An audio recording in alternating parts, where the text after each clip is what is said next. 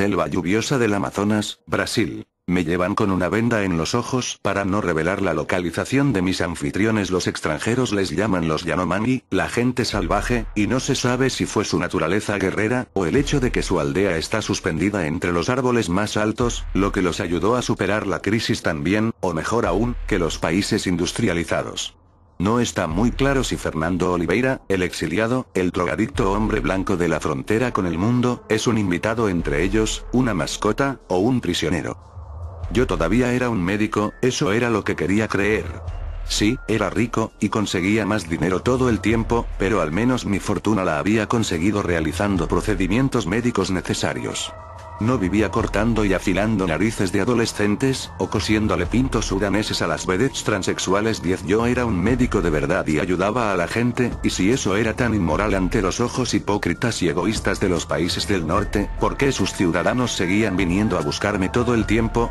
El paquete llegó al aeropuerto una hora antes que el paciente, empacado en hielo dentro de una nevera portátil de campamento. Los corazones eran extremadamente escasos. No como los hígados o la piel, y mucho menos como los riñones que, después de que aprobaron la ley de consentimiento implícito, podían conseguirse en cualquier hospital o morgue del país. ¿Lo habían revisado? Para detectar que... Al hacer las pruebas de laboratorio, hay que saber específicamente qué es lo que se está buscando. No sabíamos nada sobre la plaga que camina en ese entonces. Solo teníamos los virus normales, hepatitis o SIDA, y ni siquiera tuvimos tiempo de hacer las pruebas para esos. ¿Por qué? Porque el vuelo venía retrasado. Los órganos no pueden tenerse en hielo para siempre. Ya estábamos apostando más de lo que debíamos con ese tipo. ¿De dónde había salido? De China, con seguridad. Mi proveedor despachaba desde Macao. Confiábamos en él. Sus antecedentes eran sólidos. Cuando nos aseguró que el paquete estaba limpio, creí en su palabra. Tenía que hacerlo. Él sabía los riesgos que corríamos, y yo también, lo mismo que el paciente. Muller, aparte de sus problemas cardíacos, sufría de una extremadamente rara dextrocardia con situs inversus. Sus órganos estaban en el lado opuesto a los de una persona normal, el hígado en el lado izquierdo, las arterias cardíacas en el derecho, y así todo lo demás. Puede ver la situación tan particular que enfrentábamos. No podíamos trasplantarle un corazón normal y voltearlo para el otro lado, las cosas funcionan de esa manera. Necesitábamos un corazón fresco y saludable de un donante con el mismo problema. Aparte de China, ¿en dónde más íbamos a correr con tanta suerte? ¿Solo suerte? Sonríe. Y facilidad política. Le dije a mi proveedor lo que necesitaba, le di los detalles, y tan solo 3 semanas después recibí un email titulado simplemente, tenemos uno. Entonces usted realizó la operación. Como auxiliar, el Dr. Silva fue el que realizó el procedimiento. Era un prestigioso cirujano cardíaco que atendía los casos del hospital israelita Albert Einstein de Sao Paulo. Hijo de puta arrogante, aún para ser cardiólogo. Me dolió en el alma tener que trabajar bajo las órdenes de ese imbécil. Me hablaba como si yo fuera un residente de primer año. ¿Pero qué más iba a hacer? Muller necesitaba un corazón nuevo y mi casa de playa necesitaba un jacuzzi. Muller no alcanzó ni a recuperarse de la anestesia. Mientras descansaba en la sala de recuperación, solo unos cuantos minutos después de cerrarlo, comenzaron a aparecer los síntomas. La temperatura, el pulso, los niveles de oxígeno. Estaba muy preocupado, y seguramente logré poner nervioso a mi colega más experimentado. Él me dijo que debía ser una reacción a los medicamentos inmunosupresores, o simplemente una de las complicaciones que podían esperarse en un hombre de 67 años, con sobrepeso, mala salud, y que acababa de pasar por uno de los procedimientos más traumáticos de la medicina moderna. Me sorprendió que no me diera un golpecito en la cabeza para terminar, hijo de puta condescendiente. Me dijo que me fuera a casa, me duchara, durmiera un poco, y que consiguiera 1 o 2 mujeres para relajarme. Él se quedaría a vigilarlo y me llamaría si ocurría algún cambio. Oliveira encoge sus labios en un gesto de enojo, y mastica un puñado de las hojas misteriosas que tiene a su lado. ¿Y qué se supone que debía pensar yo? Quizá sí era por la droga, el OT3. O quizá me estaba preocupando más de la cuenta. Era mi primer trasplante de corazón. ¿Qué sabía yo? De todos modos estaba tan preocupado que lo último que se me ocurrió fue dormir. Así que hice lo que cualquier médico haría si un paciente está sufriendo. Me fui para la ciudad. Bailé, bebí, hice y me hicieron cosas que usted no se imaginaría. Al principio ni siquiera me di cuenta de que lo que estaba vibrando en mis pantalones era mi teléfono. Debió pasar una hora hasta que finalmente contesté. Graciela, mi recepcionista, estaba en pánico. Me dijo que Muller había entrado en coma hacía más de una hora. Ya estaba subiéndome al auto antes de que ella pudiese terminar esa frase.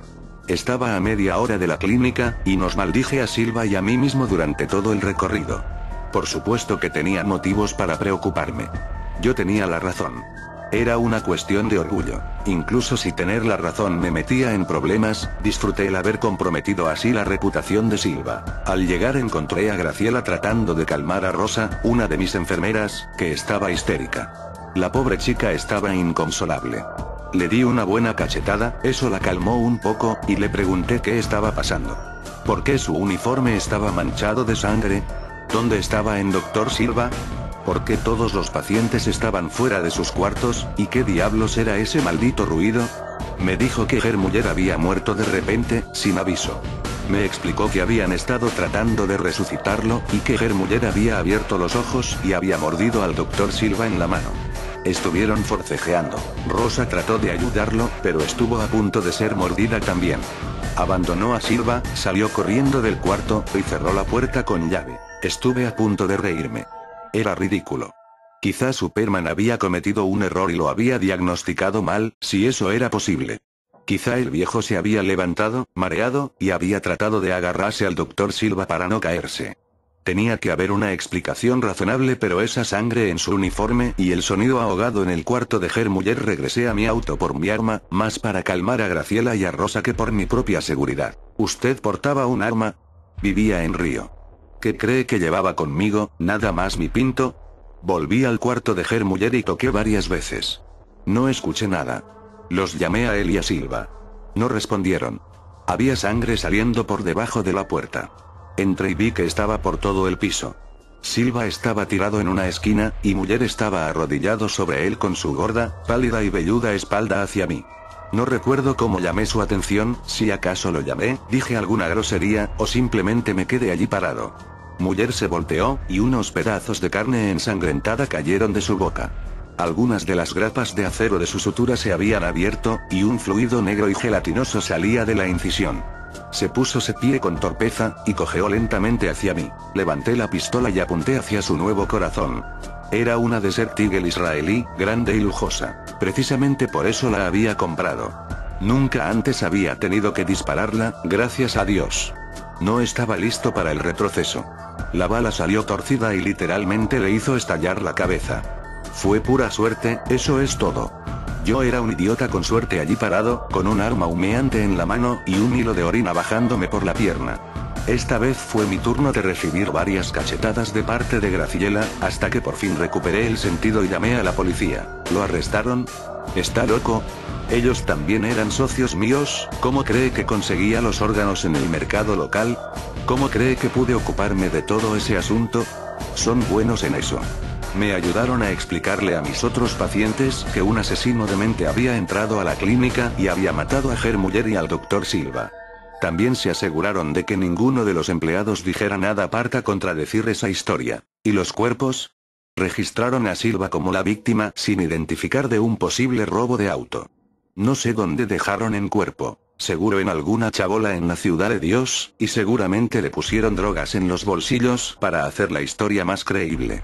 Espero que lo hayan quemado, o enterrado muy hondo. ¿Usted cree que él? No lo sé. Su cerebro estaba intacto cuando murió. Si no estaba en una bolsa para cadáveres bien sellada o si la tierra estaba blanda. ¿Cuánto tiempo podría haberse tardado en salir? Mastica otra hoja, y me ofrece un poco. Yo las rechazo. ¿Y el señor Muller? No dimos ninguna explicación, ni a su esposa, ni a la embajada de Austria. Solo era otro turista desaparecido que no había tenido cuidado en una ciudad peligrosa. No sé si Frau Muller se creyó la historia, o si trató de investigar. Seguramente nunca se dio cuenta de la suerte que tuvo. ¿Por qué dice que tuvo suerte? ¿Lo dice en serio? ¿Qué habría pasado si no se hubiese reanimado en mi clínica? ¿Qué tal si hubiese alcanzado a regresar a casa? ¿Habría sido posible? Claro que sí. Piénselo. Como la infección comenzó por culpa del corazón, el virus tuvo acceso directo a su sistema circulatorio, así que debió llegar al cerebro apenas segundos después de haberse implantado.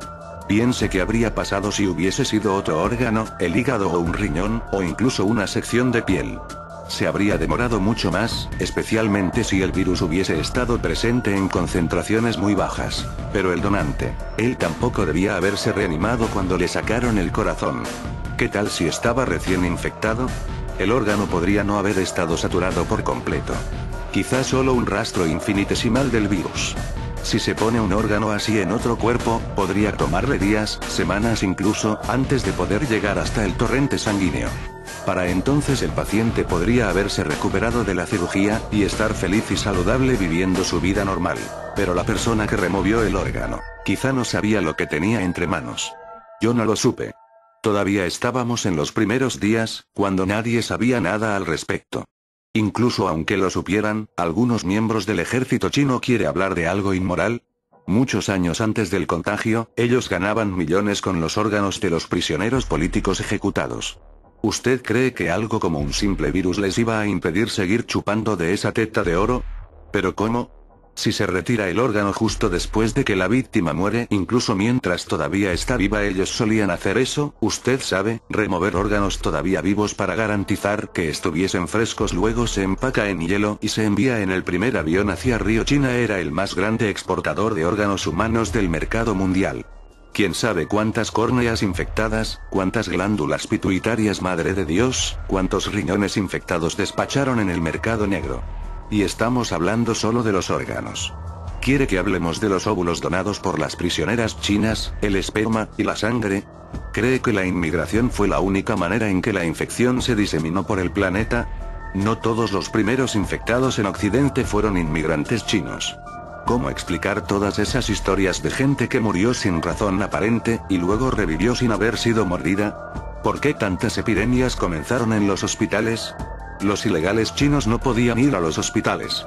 ¿Sabe cuántos miles de personas se hicieron un trasplante ilegal en esos años antes del Gran Pánico? Si tan solo el 10% de ellos quedaron infectados, o el 1%. ¿Tiene alguna prueba para esta teoría? No, pero eso no quiere decir que no pudo pasar. Cuando pienso en todos los trasplantes que realicé, todos esos pacientes de Europa, de los Emiratos Árabes, e incluso los hipócritas de los Estados Unidos. A muy pocos yanquis les interesaba saber de dónde había salido su nuevo páncreas o riñón. Podía ser de un niño de la Ciudad de Dios, o de un estudiante desafortunado en una prisión política de China. No lo sabían y no les importaba. Ustedes solo firmaban sus cheques de viajero, pasaban por el bisturí, y se devolvían para Miami, o Nueva York, o donde fuera. ¿Alguna vez trató de contactar a alguno de esos pacientes, de advertirles? No. Estaba ocupado tratando de recuperarme de un escándalo, de volver a levantar mi reputación, mi clientela, mi cuenta de banco.